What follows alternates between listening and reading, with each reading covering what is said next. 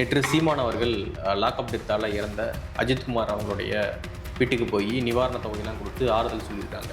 இதுக்கு கண்டிப்பாக நியாயம் கிடைக்கணும். இப்போ ஓரளவுக்கு இந்த இஷ்யூ தணிஞ்சிருச்சு அப்படின்னு நம்பிக்கை வரனால தானே நிக்கிதா தைரியமாக காலேஜுக்கு போகிறாங்க. இவ்வளோ நாள் அமைதியாக இருந்தாங்க, டக்குன்னு இப்போ காலேஜுக்கு போகிறாங்க பாருங்க. ஸோ அந்த அளவுக்கு இது நார்மலைஸ் ஆகுது. உங்களால் இவ்வளோ பெரிய ஒரு தவறை பண்ணிக்கிட்டு பவரை மிஸ்யூஸ் பண்ணிக்கிட்டு ஒன்றுமே நடக்காத மாதிரி அசால்ட்டாக நீங்கள் போகிறீங்க. திமுகவும் வேண்டாம் அதிமுகவும் வேண்டாம் அப்படின்ற ஒரு ஸ்டாண்ட் எடுக்கிறார். ஃபர்ஸ்ட் அவர் திமுகவை ஸ்ட்ராங்காக விமர்சிக்கிறாரு, கஸ்டோடியல் டெத்துக்கு திமுகவை கடுமையாக விமர்சிக்கிறாரு. அதுக்கப்புறம் ஸ்டெர்லைட் துப்பாக்கி சூட்டையும் அவர் கையில் எடுக்கிறாரு. இபிஎஸ் அவர்களையும் கடுமையாக அவர் விமர்சிக்கிறார். ஸோ 2 திராவிட கட்சிகளையும் அவர் காட்டமாக விமர்சிக்கிறார். சவுத்தை பொறுத்தளவில் 2 திராவிட கட்சிகளாலையும் தேவர் கம்யூனிட்டியை ப்ராப்பராக உள்ள அகாமடேட் பண்ண முடியல. தேவர் கம்யூனிட்டி ட்ரெடிஷ்னலாகவே அவங்க திமுகவை பெரிய ஆப்ஷனாக பார்த்தது கிடையாது.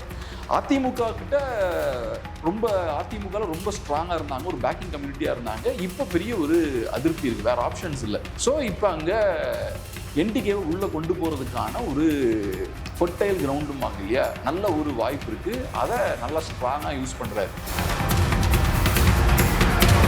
இந்த ஆடு மாடுகளை ஃபோக்கஸ் பண்ணி பண்ணுற விஷயமும் பார்த்தோம்னா ரொம்ப அற்புதமான ஒரு ஸ்ட்ராட்டஜி தான். பார்க்கும்போது அதான் இப்போ பார்க்கும்போது ஜஸ்ட் என்ன ஆடு மாடுகளை ஃபோக்கஸ் பண்ணி என்னப்பா பண்ண போறீங்கன்ற மாதிரி இருக்கும். பனைமரம் ஏறுறதுல என்ன பெருசாக இருக்குன்னு நம்ம ரொம்ப தூரத்துலேருந்து பார்க்கறதுனால நமக்கு அதோட கனெக்ட் ஆக முடியல. பட் இந்த ஒவ்வொரு விஷயங்களுக்கு பின்னாடியும் பொலிட்டிக்கல் கால்குலேஷன்ஸ் கண்டிப்பாக இருக்குது.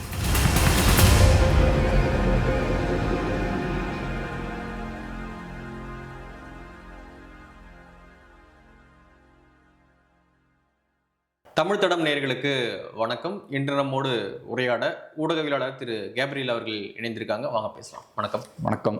நேற்று சீமான் அவர்கள் லாக்அப் டெத்தால் இறந்த அஜித்குமார் அவங்களுடைய வீட்டுக்கு போய் நிவாரண தொகையெல்லாம் கொடுத்து ஆறுதல் சொல்லியிருக்காங்க. அதன் பிறகு ஆர்ப்பாட்டத்திலையும் கலந்து கொண்டு சீமான் அவர்கள் பேசியிருக்காங்க. இவ்வளோ நாள் கழித்து கலந்துக்கிறது எப்படி பார்க்குறீங்க? ஒன்று என்னென்னா, இது ரொம்ப முக்கியமான விஷயம்தான். டெஃபினட்டாக இதை சாதாரணமாக கடந்து போயிடக்கூடாது. மீடியா இதை கண்டினியூஸாக எடுத்து பேசலை. அதே மாதிரி முக்கியமான கட்சிகளும் பொதுவாக ஸ்ட்ராங்காக பேசுவாங்க இல்லையா, கம்யூனிஸ்டுகளாக இருக்கலாம், மற்ற கட்சிகளாக இருக்கலாம். அவங்களும் இதை லைட்டாக டச் பண்ணிவிட்டு அதை விட்டுட்டாங்க. மற்றவங்க பேசலை அப்படின்றதுக்காக நம்ம இதை கடந்து போயிடக்கூடாது. ஏற்கனவே இதே மாதிரி தான் கள்ளக்குறிச்சியில் கள்ளச்சாராய மரணங்கள் நடந்தது. அதுவும் பெரிய ஒரு மோசமான நிகழ்வு. அதையும் பேச வேண்டிய அளவுக்கு பேசலை. அதையும் கூட நம்ம ஃப்யூச்சரில் எடுக்கணும். அந்த மாதிரியான இஷ்யூஸ்லாம் சரி அது முடிஞ்சிருச்சுன்னு சொல்லி அப்படியே விட்டுறக்கூடாது. அதே மாதிரி இந்த லாக்அப் மரணமும் ரொம்ப ரொம்ப ரொம்ப சீரியஸான இஷ்யூ. அதை திரும்ப எடுத்து பேசுறது ரொம்ப அவசியமான ஒன்று அப்படின்ற மாதிரி தான் நான் பார்க்குறேன். 2வது, இப்போ சீமான் அவர்களோட பேச்சில் நான் ஒரு பொலிட்டிக்கல் ஸ்ட்ராட்டஜியும் பார்க்குறேன். அவர் ஸ்டேஜ்லலாம் பேசும்போது ஒரு நல்ல ஒரு கிளவரான ஒரு பொலிட்டிக்கல் ஸ்ட்ராட்டஜியும் வச்சுருக்காரு. ஸோ அதை நம்ம பேசிடுவோம். அதுக்கப்புறம் நம்ம இந்த இஷ்யூக்குள்ள நம்ம போவோம். இப்போ நான் பார்த்த லெவலில் அந்த ஸ்டேஜில் அவர் பேசும்போது கிளியராக அவரோட பொலிட்டிக்கல் ஸ்டாண்டை கிளியராக கொண்டு போகிறார். திமுகவும் வேண்டாம் அதிமுகவும் வேண்டாம் அப்படின்ற ஒரு ஸ்டாண்ட் எடுக்கிறார். ஃபர்ஸ்ட் அவர் திமுகவை ஸ்ட்ராங்காக விமர்சிக்கிறாரு, கஸ்டோடியல் டெத்துக்கு திமுகவை கடுமையாக விமர்சிக்கிறாரு. அதுக்கப்புறம் ஸ்டெர்லைட் துப்பாக்கி சூட்டையும் அவர் கையில் எடுக்கிறாரு. இபிஎஸ் அவர்களையும் கடுமையாக அவர் விமர்சிக்கிறார். ஸோ 2 திராவிட கட்சிகளையும் அவர் காட்டமாக விமர்சிக்கிறார்.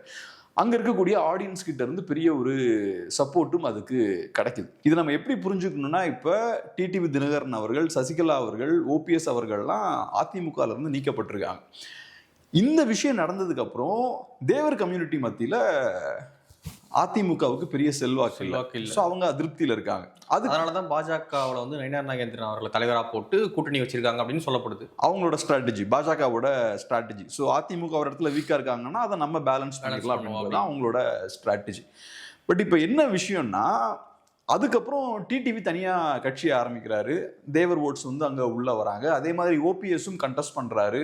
அவருக்கும் கொஞ்சம் ஓட்ஸ்லாம் வருது. ஆனால் இப்போவும் அவங்களுக்கு ஒரு சாட்டிஸ்ஃபேக்ஷன் இல்லை. ஏன்னா அவங்களுக்கு தெரியுது டிடிவி தினகரன் அவர்களால் பெரிய தாக்கத்தை ஏற்படுத்த முடியாது.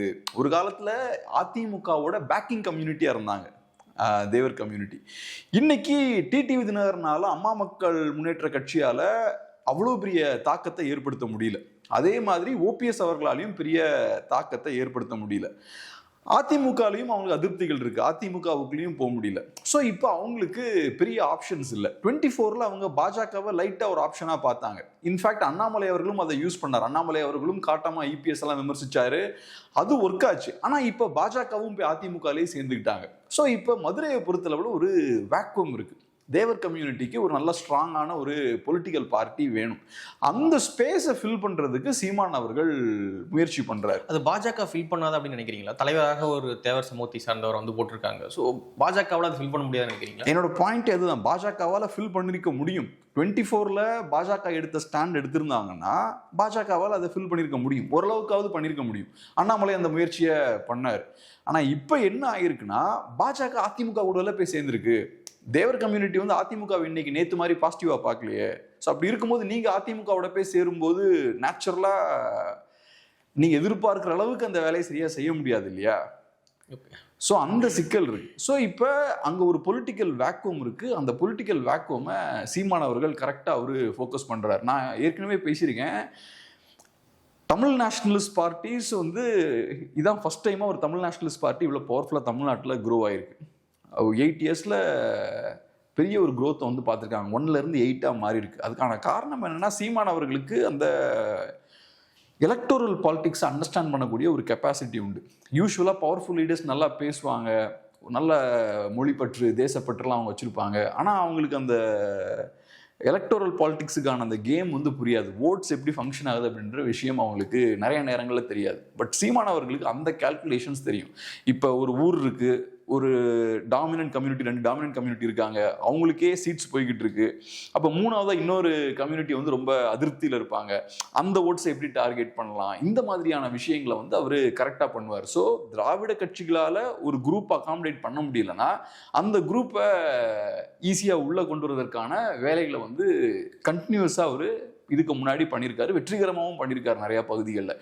அதே விஷயத்தை இப்போ இங்கேயும் பண்ணுறாரு. சவுத்தை பொறுத்தளவில் 2 திராவிட கட்சிகளாலையும் தேவர் கம்யூனிட்டியை ப்ராப்பராக உள்ள அகாமடேட் பண்ண முடியல.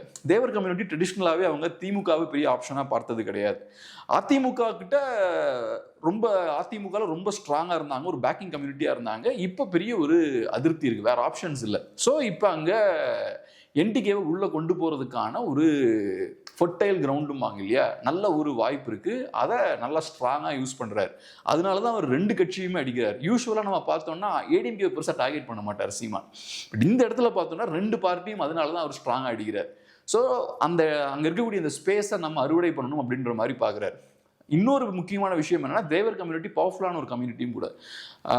அங்கே சவுத்தில் ரொம்ப ஸ்ட்ராங்காக இருக்கக்கூடிய ஒரு கம்யூனிட்டி. அந்த வகையில் அவங்க அதிமுகவுக்கு பேக்கிங் கம்யூனிட்டியாக இருந்த ஒரு குரூப் அவங்க இதுக்கு முன்னாடி. ஸோ இன்னும் பெரிய ஆடட் அட்வான்டேஜ் இருக்குது. அவங்க உள்ளே வந்தாங்கன்னா அந்த கட்சி இன்னும் கொஞ்சம் கூட ஸ்ட்ராங் ஆகும். ஸோ அதை ஃபோக்கஸ் பண்ணி ஒர்க் பண்ணுறாரு. அந்த மேடையிலே வந்து நிறைய விஷயங்கள் வந்து சீமான் அவர்கள் பேசுகிறாங்க. இந்த நிக்கிதாவை ஏன் இன்னும் கைது பண்ணாமல் வச்சுருக்கீங்க அப்படின்ற கேள்வி கேட்குறாங்க. ஸோ இதற்கு பின்னாடி வேறு ஏதோ காரணங்கள் இருக்குது அப்படின்ற மாதிரியான சந்தேகத்தையும் அவர் எழுப்புறாரு. எப்படி பார்க்குறீங்க? அந்த மேடையில் எழுப்பின எல்லா கேள்விகளுமே ரொம்ப முக்கியமான கேள்விகள். ஒன்று, ஏன் நீங்கள் சிபிஐ என்கொயரிக்கு உத்தரவு போட்டீங்கன்னு கேட்குறாரு. அது கரெக்டான ஒரு கேள்வி. ஏன் உங்களுக்கு அங்கே என்ன நடந்ததுன்னு தெரியாதா? தமிழ்நாட்டில் இருக்கக்கூடிய 7 கோடி மக்களுக்கும் தெரியும் அங்கே என்ன நடந்ததுன்னு. வீடியோஸ் வந்து சர்க்குலேட் ஆகுது. போலீஸ்காரங்க காட்டுப்புறாடித்தனமாக ஒருத்தரை பிடிச்சி அடிக்கிறாங்க. அந்த மாதிரியான வீடியோஸை நம்ம பார்க்குறோம். அந்த யங்ஸ்டர் இறந்துருக்காரு, ஸோ தாக்கப்பட்டிருக்காரு. இது போஸ்ட்மார்ட்டம் ரிப்போர்ட் வந்திருக்கு, அதுலேயும் என்ன நடந்திருக்குன்றதெல்லாம் கிளியராக இருக்குது. அப்படி இருக்கும்போது உங்களுக்கு சிபிஐ என்கொயரி எதுக்கு தேவை? உங்களால் ஒரு விஷயத்தை கண்டுபிடிக்க முடியல, நிறையா சிக்கல்கள் இருக்குன்னா ஓகே, நீங்கள் அங்கே அனுப்புங்க. இல்லை, அண்ணா பல்கலைக்கழக விவகாரத்தில் வந்து சிபிஐ விசாரணை கேட்டாங்க, ஆனால் சிபிஐக்கு மாற்றாமல் விட்டாங்க. ஸோ இங்கே வந்து சிபிஐ கேட்கல, ஆனால் சிபிஐக்கு மாற்றிருக்காங்க. ஸோ அதான் இதில் என்னென்ன தேவையே இல்லை. என்ன நடந்ததுன்னு எல்லாருக்குமே தெரியும், உங்களுக்கும் தெரியும், எனக்கும் தெரியும். என்ன நடந்ததுன்றது நம்ம எல்லாருக்குமே தெரியும். உங்கள் வேலை ஒன்று தான், தப்பு செஞ்சவங்கள தண்டிக்கணும். சிஎம்மோட கண்ட்ரோலில் தான் போலீஸ் டிபார்ட்மெண்ட் இருக்குது. ஸோ தவறு நடந்திருக்கு, அதை யார் தவறு பண்ணியிருக்காங்களோ அவங்களை நீங்கள் தண்டிக்கணும். அவ்வளோதான், முடிஞ்சு போச்சு. ஆக்ஷன் எடுக்கணும். இப்போ நான் ஒரு தப்பு பண்ணால் எப்படி என்ன மேலே நடவடிக்கை எடுப்பீங்க, அதே மாதிரி அவங்க மேலேயும் நடவடிக்கை எடுக்கணும். இப்போ நான் அந்த தப்பு பண்ணி தான் நான் ஜெயிலில் இருப்பேன், நேரத்துக்கு நான் ரொம்ப மோசமாக தண்டிக்கப்பட்டிருப்பேன். ஸோ பின்னாடி யார் மோட்டிவேட் பண்ணாங்க, யாரோட உத்தரவின் பேரில் அது நடந்தது, இந்த விஷயத்தெல்லாம் நீங்கள் இன்வெஸ்டிகேட் பண்ணி எல்லா சம்மந்தப்பட்ட எல்லாரையும் நீங்கள் அரெஸ்ட் பண்ணி உள்ளே போடணும். வெறும் சாதாரண போலீஸ்காரங்க மட்டும் இல்லாமல் பின்னாடி இருக்கக்கூடிய முக்கியமான அதிகாரிகள் மேலேயும் நீங்கள் நடவடிக்கை எடுக்கணும். அவ்வளோதான். இதில் பெரிய அது கரெக்டான ஒரு பாயிண்ட். இவ்வளோதான். இந்த விஷயத்த பண்ணல. ஸோ இதை பண்ணாமல் நீங்கள் என்ன பண்ணுறீங்க, சிபிஐக்கு இதை டிரான்ஸ்ஃபர் பண்ணுறீங்க. ஸோ அது தவறான ஒரு விஷயம். ரெண்டாவது, நிக்கிதா அப்படின்ற அந்த கேரக்டரை பொறுத்தளவில் ஏன் அவங்களுக்கு இவ்வளோ பெரிய ஸ்ட்ரென்த் இருக்கு, இவ்வளோ பவர்ஃபுல்லாக ஏன் அவங்க இருக்காங்க. இப்போவும் பார்த்தீங்கன்னா அவங்க காலேஜுக்கு போகிறாங்க, கிளாஸ் எடுக்கிறாங்க. ஸோ அங்கே இருக்கக்கூடிய மற்ற பேராசிரியர்கள்லாம் கூட ஷாக்டாக இருக்காங்க அப்படின்ற மாதிரிலாம் இப்போ நியூஸ் வருது. ஸோ ஏன் இந்த அம்மா கையில் இவ்வளோ அதிகாரங்கள் இருக்குது, அவங்களால போலீஸ் டிபார்ட்மெண்ட் எப்படி இன்ஃப்ளூயன்ஸ் பண்ண முடியுது, அதிகாரிகள் எப்படி இன்ஃப்ளூயன்ஸ் பண்ண முடியுது, இந்த விஷயங்கள்லாம் இன்வெஸ்டிகேட் பண்ணணும். அவங்க ஏதோ அந்த நகை திருட்டு போயிருக்குன்னு இருக்காங்க, நிஜமாவே திருட்டு போச்சா, அந்த நகை என்னாச்சு, இப்போ கிடைச்சதா இல்லையா, எதுவுமே நமக்கு தெரியல. இந்த அம்மா கையில் ஏன் இவ்வளோ பெரிய அதிகாரம் இருக்குன்றதையும் இன்வெஸ்டிகேட் பண்ணணும். இதெல்லாம் ரொம்ப முக்கியமான விஷயம். அப்போதான் நமக்கு போலீஸ் டிபார்ட்மெண்ட் எப்படி ஃபங்க்ஷன் ஆகுதுன்னு நமக்கு புரிஞ்சுக்க முடியும். நிறைய நேரங்களில் நம்ம சிட்டியில் இருக்கோம், டவுனில் இருக்கோம், இல்லைன்னா அந்த போலீஸ் டிபார்ட்மெண்ட் இந்த அமைப்புகள் கிட்ட நெருங்காம ரொம்ப ஓரமா இருக்கும். நம்ம அப்ப நமக்கு ஆக்சுவலா இங்க உள்ள என்ன நடக்குதுன்னு தெரியாது. இந்த மாதிரியான உண்மைகள் வரும்போதுதான் சாமானிய மக்களுக்கும் புரிதல் வரும். ஒரு இண்டிவிஜுவலால எப்படி இன்ஃப்ளூயன்ஸ் பண்ண முடியுது, இந்த டிபார்ட்மெண்ட்லாம் எப்படி ஃபங்க்ஷன் ஆகுதுன்றதெல்லாம் அப்பதான் சாமானியர்களாலையும் புரிஞ்சுக்க முடியும். ஸோ இதெல்லாம் ரொம்ப அவசியமான ஒரு விஷயம் தான். அதுபோக இன்னொரு முக்கியமான விஷயம் என்னன்னா, அந்த அஜித்குமார் அவர்களோட அம்மாவும் தம்பியும் நல்லா ஸ்ட்ராங்கா இருக்காங்க. அதை நம்ம பார்க்க முடியுது. இப்போ சீமான் அவர்கள் பிரஸ்ஸை மீட் பண்ணும்போது 2 சைட்லயும் அவங்க நிற்கிறாங்க. அந்த நிற்கிறதே ஒரு நல்ல ஸ்ட்ராங்கான ஒரு அறிகுறி. ஸோ மகன் இறந்திருக்காரு, அண்ணன் இறந்திருக்காரு, நமக்கு நியாயம் வேணும் அப்படின்ற ஒரு வேகம் அவங்களுக்கு இருக்கு. நியாயம் வேணும் அப்படின்னு அவங்க நினைச்சிருந்தாங்கன்னா அந்த தொகை, அந்த நிவாரண தொகையோ அல்லது வேலை, இடம், இதெல்லாம் மறுத்திருக்கலாம்ல, அது வாங்கியிருக்காங்கல்ல. ஸோ அப்புறம் எப்படி நம்ம ஸ்ட்ராங்கா இருக்காங்க அப்படின்னு சொல்ல முடியும்? இப்போ அவங்க விக்டிம்ஸ், அவங்க பாதிக்கப்பட்டிருக்காங்க. யாரால பாதிக்கப்பட்டிருக்காங்க? போலீஸ் டிபார்ட்மெண்ட்டால பாதிக்கப்பட்டிருக்காங்க. இப்போ அஜித்குமார் உயிரோடு இருந்திருந்தாருன்னா மாசம் மாசம் ஏர்ன் பண்ணி கொடுத்துருப்பாரு. அவர் தான் அந்த ஃபேமிலிக்கு பிரெட் வின்னர். அவர் அந்த வகையில் மாசம் மாசம் சம்பாதிச்சு கொடுத்துருப்பாரு. இப்போ நீங்கள் என்ன பண்ணியிருக்கீங்க, அவங்களோட பையனை நீங்கள் அடிச்சு கொண்டிருக்கீங்க. ஒன்று, இமோஷ்னலாக அவங்களுக்கு பெரிய ஒரு வேதனையும் வலியும் ஏற்படுத்தியிருக்கீங்க. ஒரு அம்மாவாக அவங்களுக்கு இது சாகிற வரைக்கும் பெரிய ஒரு வேதனை ஏற்படுத்தக்கூடிய ஒரு விஷயமா இருக்கும். ரெண்டாவது, ஃபினான்ஷியலாகவும் நீங்கள் அவங்களுக்கு பெரிய ஒரு இழப்பை ஏற்படுத்தியிருக்கீங்க. அந்த குடும்பத்துக்கு அஜித்குமார் வழியாக வர வேண்டிய பணத்தை வந்து நீங்கள் ஸ்டாப் பண்ணியிருக்கீங்க. அவர் தான் சம்பாதிக்கக்கூடிய ஆள்.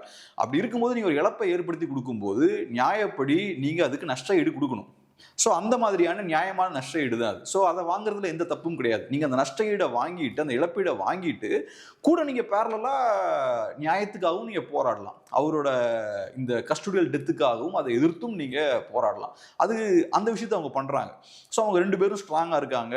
அஜித்குமாரோட தம்பி பேசும்போதும் அவரும் நல்லா ஸ்ட்ராங்காக பேசுகிறாரு. இந்த மாதிரி லேண்ட் கொடுத்துருக்காங்க, அதில் கொஞ்சம் அவுட்டரில் இருக்கும் என்னமோ அவர் சொல்கிறாரு, அவர் ரொம்ப சாட்டிஸ்ஃபைடாக இல்லை. அதே மாதிரி ஜாபும் ரொம்ப தள்ளி போயிட்டு வர மாதிரி இருக்குது. ஸோ அம்மாவோட நல்லா இருக்க முடியல அப்படின்ற விஷயத்தையும் சொல்கிறாரு. அது போக முக்கியமாக எனக்கு அதெல்லாம் தாண்டி அண்ணனுக்கு நியாயம் கிடைக்கணும். ஏன்னா அவர் ரொம்ப மோசமாக சித்திரவதை பண்ணி அவர் கொல்லப்பட்டிருக்காரு. ஸோ அவருக்கு கண்டிப்பாக நியாயம் கிடைக்கணும் அப்படின்ற ஒரு வேகம் அவங்களுக்கு இருக்குது. இது புரிஞ்சிக்கக்கூடிய விஷயம்தான். நம்மளும் அப்படி தான் இருப்போம் இல்லையா? எல்லா மனிதர்களும் அப்படி தான் இருப்போம். இப்போ ஒருத்தவங்களோட ஃபேமிலி மெம்பர் அடிச்சு கொண்டாங்கன்னா சும்மா நம்ம வேடிக்கை பார்த்துட்டு இருக்க மாட்டோம். சில நேரங்களில் நம்ம பலவீனமா இருப்போம், நமக்கு சப்போர்ட் பண்றதுக்கு யாரும் இருக்க மாட்டாங்க. பெரிய அரசு நிர்வாகம் ஒரு சைட்ல இருக்கும்போது நம்மளால தனியா சண்டை போட முடியாது, நம்மளா சாமானியர்கள். ஆனா இப்ப கூட கொஞ்சம் பேர் வராங்க, இன்னொரு பெரிய கட்சி நம்ம கூட வந்து நிக்குது அப்படின்னா அவங்களுக்கு ஒரு கான்ஃபிடன்ஸ் கிடைக்கும். அந்த விஷயம் தான் இங்க நடந்திருக்கு. அப்ப சீமான் அப்படின்ற ஒரு தலைவர் போறாரு, என்டிகேன்ற ஒரு கட்சி உள்ள இறங்கும் போது ஒரு சப்போர்ட் அவங்களுக்கு கிடைக்குது.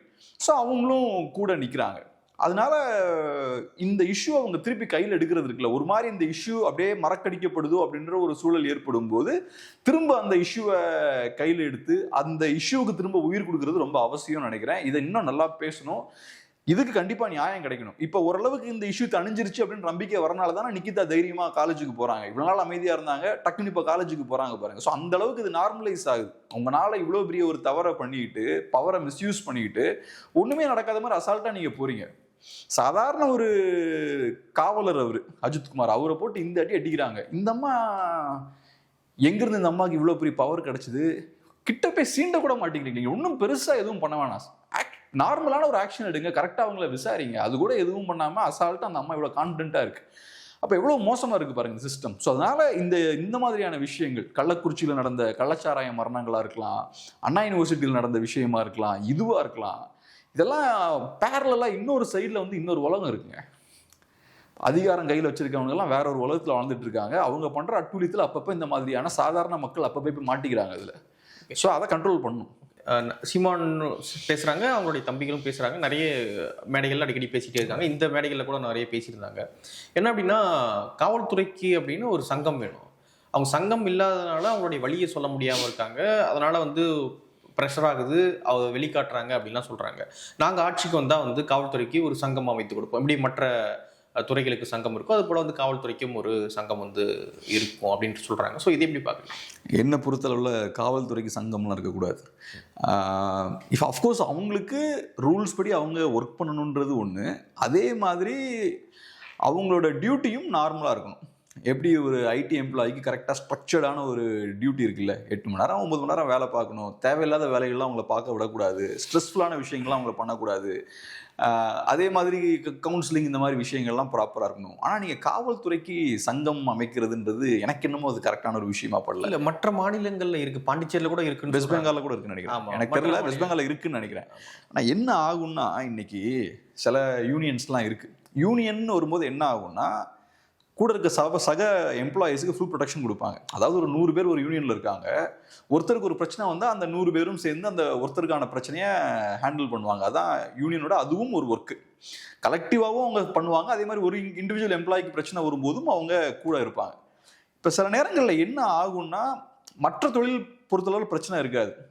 அவங்க சில நேரங்களில் அலட்சியமாக செயல்படுவாங்க, பஸ்ஸை மேபி சரியாக ஓட்டாமல் ஏதாவது ஒன்று பண்ணிடுவாங்க. இப்படிலாம் பண்ணும்போது யூனியன் அவங்களுக்கு பேக் பண்ணும்.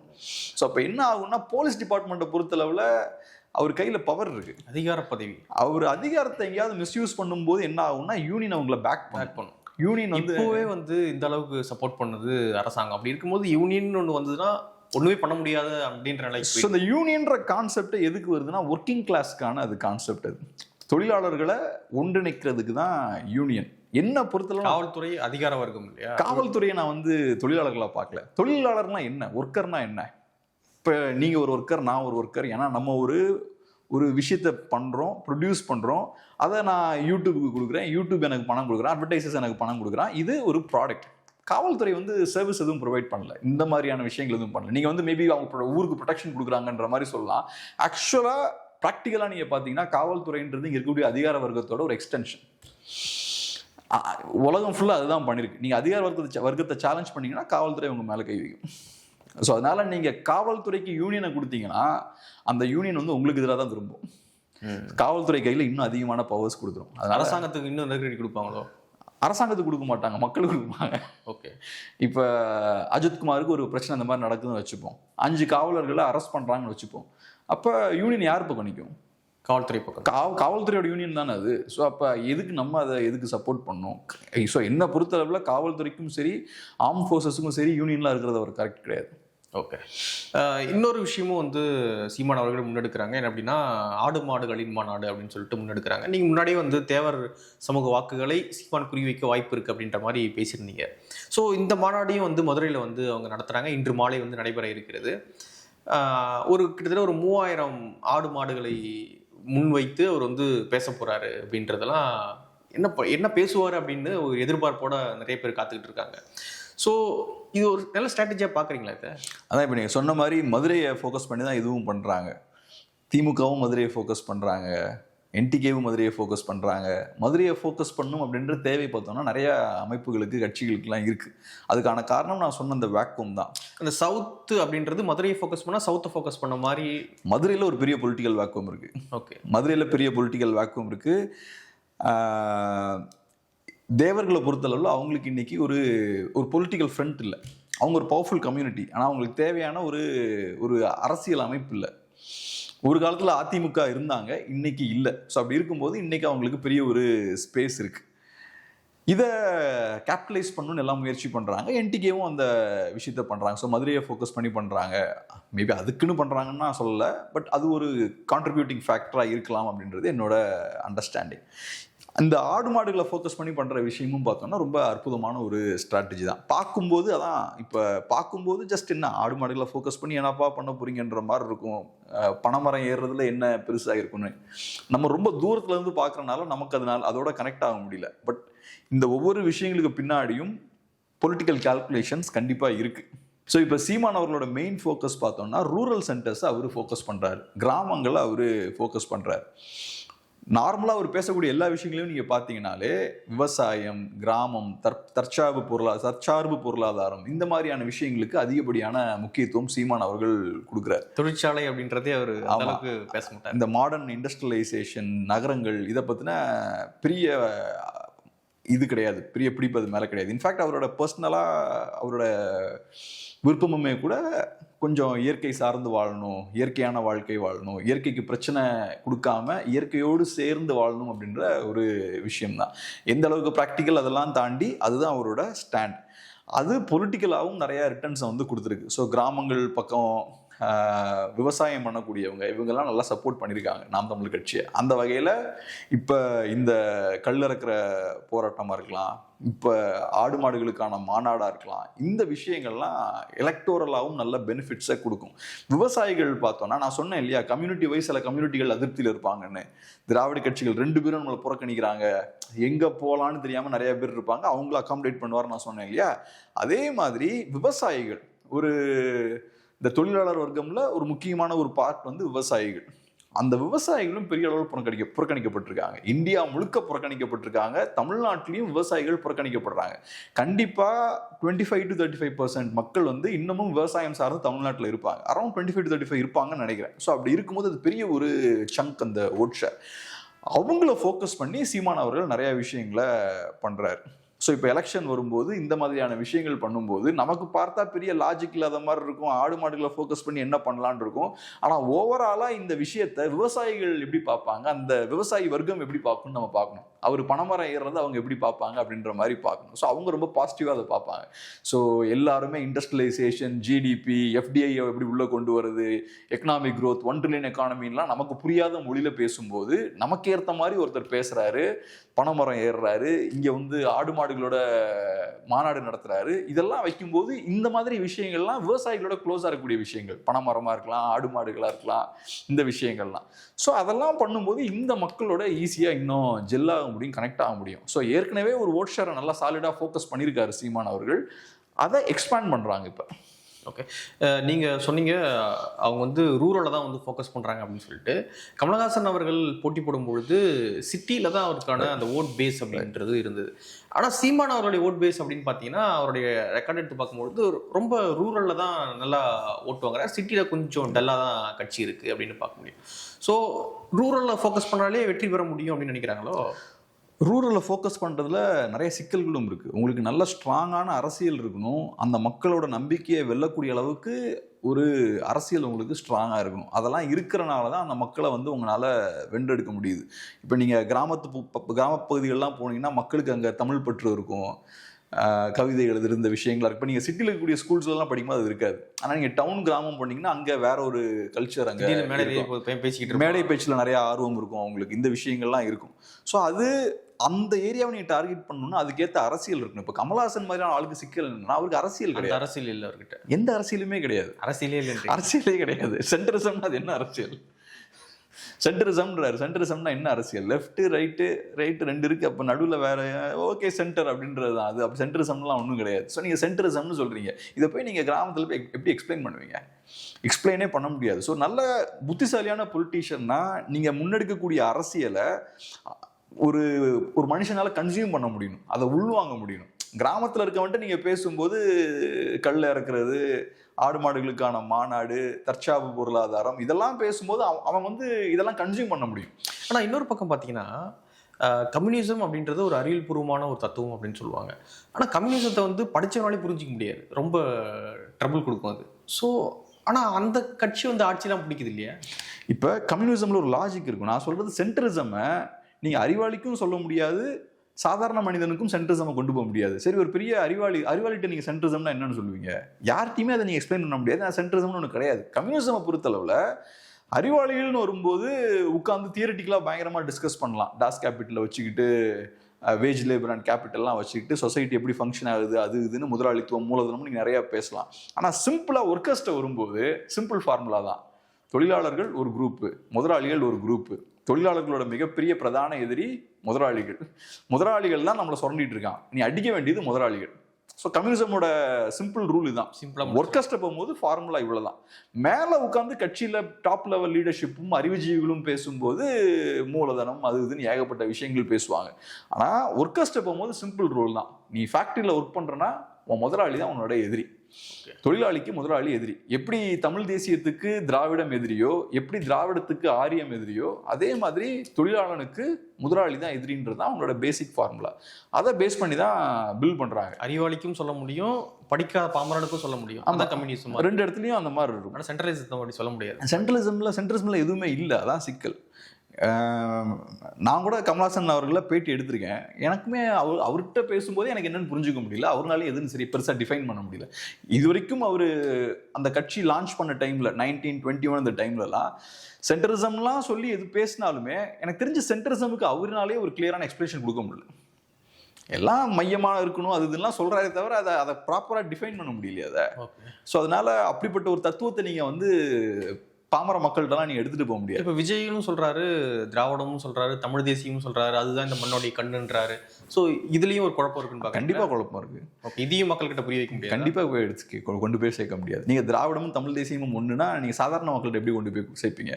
இப்ப சீமான் சாதாரண மக்கள்கிட்ட போகும்போது சிம்பிளா சொல்லுவார், திராவிடம் தான் நம்மளோட எதிரி, திமுக அதிமுக தான் நம்மளோட எதிரின்னு சொல்றாரு. காரணம் வந்து தமிழ் தேசியம் வேற திராவிடம் வேறன்றதை அவர் கரெக்டாக டிஃபைன் பண்றாரு. இதே இது பிஜேபிக்காரங்க வராங்கன்னா அவங்க இங்க இருக்க ரீஜனல் பார்ட்டிஸ் அவங்க டார்கெட் பண்ணுவாங்க. திராவிடம் தமிழ் தேசியம் எல்லாத்தையுமே அவங்க எதிரியா தான் பார்ப்பாங்க. மேபி டெம்பரரியா அவங்க தமிழ் தேசியத்தை ஒரு பாசிட்டிவ் ஃபேக்டரா பார்ப்பாங்க, ஏன்னா திராவிடத்தை கவுண்டர் பண்றதுனால. பட் ஜென்ரலா பிஜேபி எடுத்துக்கிட்டோம்னா ரீஜனல் பார்ட்டிஸ்லாம் வேணாம், நம்ம கண்ட்ரோல் தான் இருக்கணும் அப்படிம்பாங்க. ஸோ அப்படி இருக்கும்போது இவர் விஜய் என்னன்னு போய் சொல்ல போறாரு? ஓகே, திராவிடமும் தமிழ் தேசியமும் சொல்லியாச்சு, ஆனால் திமுகவை நான் எதிர்ப்பேன், ஆனால் நான் வந்து பிஜேபியும் அப்போஸ் பண்ணுவேன். ஸோ அதில் ஒரு தெளிவு இல்லைல்ல. ஸோ உங்களுக்கு உங்கள் ஐடியாலஜியும் உங்களோட பொலிட்டிக்கல் ஆக்ஷன்ஸ்லையும் பெரிய ஒரு கனெக்ஷன் இல்லை. இப்படி வரும்போது என்ன ஆகும்னா உங்களால் கிளியர் கட்டாக அந்த ஒரு ஐடியாவை வந்து மக்கள் மனசில் வந்து கொண்டு போய் சேர்க்க முடியாது. ரொம்ப சிம்பிளிஃபைடாக இருந்தால் தான் மக்கள் மனசில் போய் அது சேரும். கமல்ஹாசன் அவர்கள் சிட்டிஸில் ஏன் நல்லா ஓட்ஸ் வாங்குறாருன்னா, நகரங்களில் கொஞ்சம் பொருளாதார ரீதியாக வளர்ந்த செக்ஷன் மக்கள் இருப்பாங்க. அதுவும் குறிப்பாக மயிலாப்பூரில் அவர் வாங்குறாரு. ஸோ நான் எப்படி பார்க்குறேன்னா, ஒன்று கேஸ்ட் ஒர்க் ஆகிருக்க வாய்ப்பு இருக்குது, ஒர்க் ஆகிருக்க மேபி வாய்ப்பு இருக்குது. அதே மாதிரி கோயம்புத்தூர்லேயும் அவர் வாங்கியிருக்காரு, ஓட்ஸ் வாங்குறாரு. ஸோ இது ரெண்டையும் வச்சு பார்க்கும்போது ரெண்டு ஏரியாவுமே கொஞ்சம் ஃபினான்ஷியலாக கொஞ்சம் ஸ்டேபிளான கொஞ்சம் வளர்ந்த பகுதிகள் ரெண்டுமே. அப்படி இருக்கும்போது என்ன ஆகும்னா, ஃபினான்ஷியலாக ஒரு குரூப் நல்லா வளர்ந்துட்டாங்கன்னா அவங்க பெருசாக அரசை சார்ந்திருக்க மாட்டாங்க, இந்த கட்சியிலலாம் சார்ந்திருப்பாங்க. கட்சிக்காரன் என்ன பண்ணாலும் எனக்கு ஒன்றும் பிரச்சனை இல்லை, ராமன் ஆண்டாலும் ராவணன் ஆண்டாலும் எனக்கு ஒன்றும் கவலை இல்லைன்ற மாதிரி இருக்கலாம். எனக்கு பிடிச்சதை ஓட்டு போட்டு போயிடுவோன்றாங்க. எனக்கு கமல்ஹாசன் நல்லா டான்ஸ் ஆடுவார், அதுக்கு நான் ஓட்டு போடுவேன்னு போட்டு போயிடலாம். தேவர்மான் பிடிக்கும், ஆமா ஓட்டு போடுவேன்னு போடலாம். அது சில பேருக்கு அந்த ப்ரிவிலேஜ் இருக்கும் சொசைட்டி, அந்த அளவுக்கு அவங்க வளர்ந்துருப்பாங்க பொருளாதார ரீதியாக. அரசை சார்ந்தோ இங்கே இருக்கக்கூடிய அமைப்புகளை சார்ந்தோ அவங்க இருக்க மாட்டாங்க, கட்சிகளை சார்ந்தோ இருக்க மாட்டாங்க. பட் சாமானிய மக்கள் வந்து இங்கே இருக்க கட்சிகளை சார்ந்திருப்பாங்க. இங்கே இருக்கக்கூடிய கவுன்சிலரையோ கட்சி நிர்வாகிகளையோ அவங்க ரெகுலராக சந்திப்பாங்க, இன்ட்ராக்ட் பண்ணுவாங்க. கவர்மெண்ட் வழியாக வரக்கூடிய நலத்திட்டங்கள்லாம் அவங்களுக்கு ரெகுலராக வரும். அந்த விஷயங்கள்லாம் சில நேரங்கள் அவங்க செஞ்சு கொடுப்பாங்க.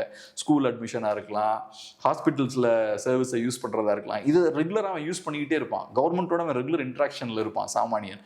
இப்போல்லாம் மாதம் 1000 ரூபா போகுது. அப்போ பாருங்க, கவர்மெண்ட்டுக்கும் ஒரு சாமானியன் கனெக்ஷன் பாருங்க.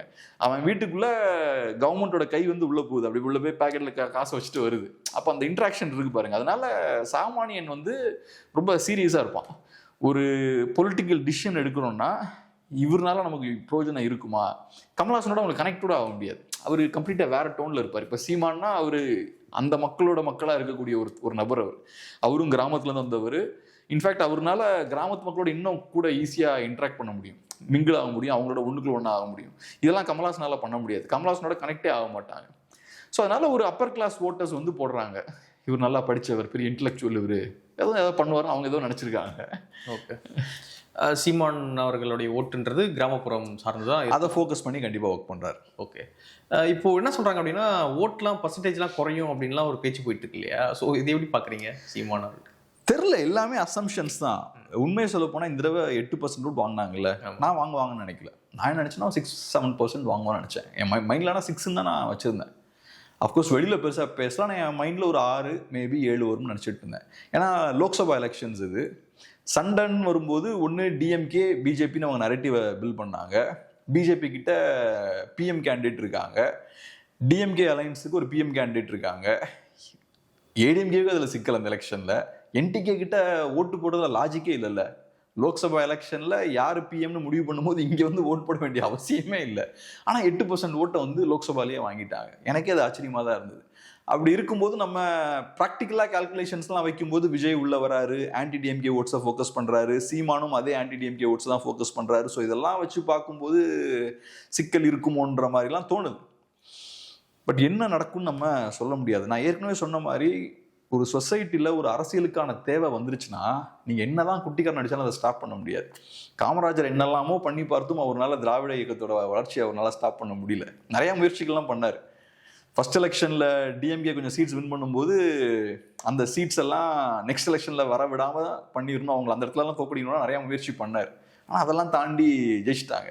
ஸோ ஒரு ரீஜனல் பொலிட்டிக்கல் ஃபோர்ஸுக்கான தேவை அப்போ ஏற்பட்ட உடனே ஒரு தேசிய கட்சியை வந்து அவங்க வீழ்த்திடுறாங்க. காமராஜர் நீங்க சொன்ன மாதிரி எக்ஸாக்ட்லி, காமராஜர் ஒரு கேப்பபிள் லீடர். ஸோ காமராஜரே அங்கே இருந்தாலும் இந்த தேசிய கட்சியை காப்பாற்ற முடியல. அதே மாதிரி தான் இங்கேயும். அன்ஃபார்ச்சுனேட்லி இன்னைக்கு திராவிட கட்சிகள் கிட்ட காமராஜர் மாதிரிலாம் லீடர்ஸ் கிடையாது. காங்கிரஸுக்கு அன்னைக்கு காமராஜர் மாதிரி ஒரு டால் லீடர் இருந்தனால ஓரளவுக்கு ஹோல்ட் பண்ணி நிற்க முடிஞ்சது. இங்கே பெரிய லீடர்ஷிப்பும் கிடையாது, பலவீனமான தலைவர்கள் தான் இருக்காங்க. ஸோ அதனால நம்ம இந்த அதிமுக, திமுக, டிவிகே, அந்த கட்சி இந்த கட்சின்னு பேசும்போது களத்தில் ஒரு புதிய சித்தாந்தத்துக்கான தேவை ஏற்படுதான்ற கணக்கும் இருக்கு. அந்த தேவை அதிகரிக்குன்னு வச்சுப்போம், களத்தில் அதிருப்தி அதிகரிக்குன்னு வச்சுப்போம். அப்போ யார் வந்தாலும் அந்த குரோத்தை ஸ்டாப் பண்ண முடியாது. அதான் 8 போன தடவை வந்தது. இந்த தடவை எப்படி நம்ம வெயிட் பண்ணி பார்ப்போம். ஓகே, வெயிட் பண்ணி பார்க்கலாம் ரிசல்ட்டு எப்படி வருது அப்படின்னு சொல்லிட்டு. ரொம்ப நன்றி.